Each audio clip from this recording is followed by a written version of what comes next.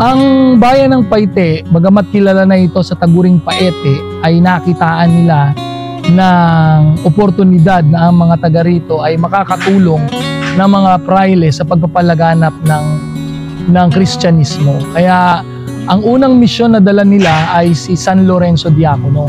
Siya ang una nating patron, hindi pa ito Santiago. Ang daladala ng mga Espanyol sa ating maliit na komunidad ay ang misyon ng San Lorenzo Diacono.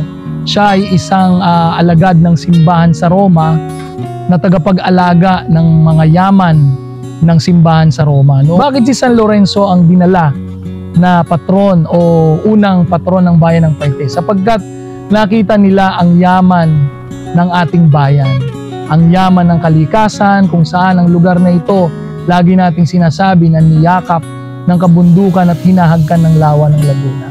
Nakita nila ang yaman ng mga katutubo sa paggawa, sa sining ng paglikha at pag-uukit at paglililo.